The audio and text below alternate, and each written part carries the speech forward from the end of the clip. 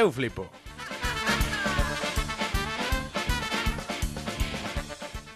Ben, hoxe iba a falar dun tema, pero ao final resulta que se me cruzaron os cables e vou falar doutro. Iba a falar dos meus queridos amigos os transportistas, pero bueno, coido que o deixarei para a semana vindeira, porque creo que é máis productivo falar do seguinte. Un gran titular e unha gran nova de actualidade. O chupacabras sí existe. Benvidos ao gran circo mundial, o show máis esperpéntico para vos encabronar. É a gran nova científica, todo o mundo está a falar dela. O chupacabras sí existe, pero non é un monstro, senón un pequeno atacante que convirte a un animal salvaxe e san nun espécimen feo e trastornado, asegurou o biólogo da Universidade de Michigan, Barry O'Connor. Barcas de apurar! Nun artigo difundido pola prestixiosa revista Skeptic en galego, o especialista expón que o causante real das mortes do gando é unha criatura pequena de 8 patas que ao picar esas especies, como os coiotes, provocanlle unha sarna que os transforman en animais perigosos.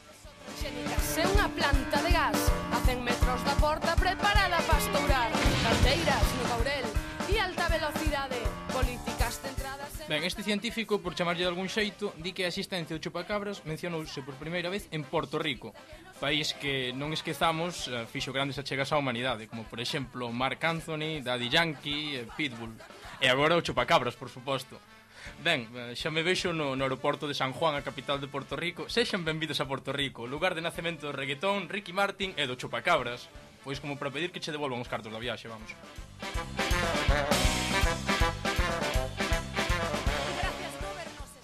Tempo despois, o fenómeno chupacabras estendeuse a outros países como a México ou Estados Unidos. As testemunhas das persoas dicían ter visto animais de aspecto maligno descritos tanto como semellantes a cans, roedores ou réptiles, con largos fuciños, enormes colmillos, unha pel correosa ou con escamas verdosas e cheiro moi desagradable. É dicir, que non se parecía o que dicía un ao que dicía outro. O chupacabras, digamos que podía ser calquera tipo de ente.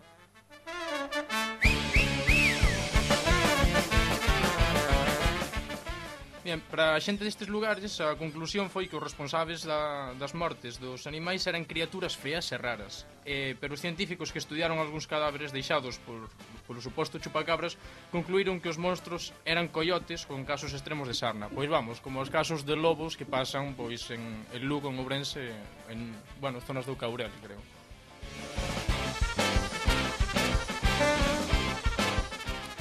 Ben, imos xa cas novas cómicas desta semana. A primeira, bueno, máis que cómica é traxicómica.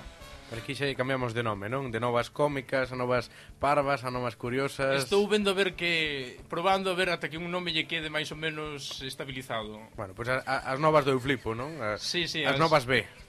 Veña, vamos lle dar. Un vixiante de seguridade mata a un actor ao confundilo cun ladrón. Un vigilante de Filipinas confundiu un actor que interpretaba un pistoleiro enmascarado nunha película británica cun verdadeiro asesino e abateu a tiros. O vigilante Eddie Quizon intentou abordar o actor filipino Kirk Abella e matouno mentras este interpretaba unha escena na que debía alonxarse rapidamente nunha motocicleta cun conductor enmascarado. Algo faría, non? Sí, algo faría. Sí, no. E agora unha nova que ten que ver ca sección do chispazo do amigo Manuel, que nos alumeará de contado. O feche dunha empresa rusa fai caer de súpito unha quinta parte do spam mundial en internet. Spamit enviaba 50.000 millóns de correos lixo diarios e prácticamente todo o spam de Viagra e de algúns medicamentos de dubidosa reputación que saía destas redes que infectara o programa. Benvidas e benvidos ao gran circo mundial, o show máis esperpéntico para vos encabronar. Ilusionistas financeiros, magos do capital, tomadores de conciencias e do equilibrio ambiental. Barbeito por dereito, queremos descansar. Ben, e ora imos xa co antigalego da semana e a ver se algunha boa persona e alma caritativa pode adivinar quen ven sendo. É que faga penitencia despois de dicirlo. Eu tiro polo alto, eu digo Vieito. Vieito que? Vieito... Lobeira. Versión 1.6. Sí, moito ben. Sí, non, xa acertou. Manuel, ti quen ibas dicir? A ver, eu quero sabelo. Eu ia dicir Silvio Falcón, pero non sei. Si non, despois... Algúnha semana lle tocará, home, non te preocupes.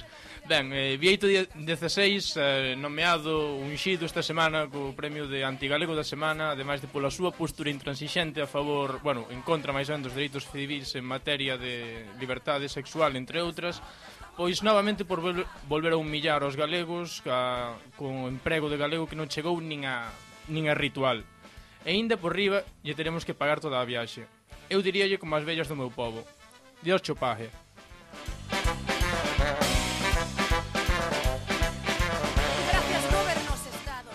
Bueno, pois ata aquí eu flipo que vai non lo pagar Dios tamén, non? Tamén. Pois ata semana vindeira, Pablo. Veña, ata loguiño. Teremos outro circo xusto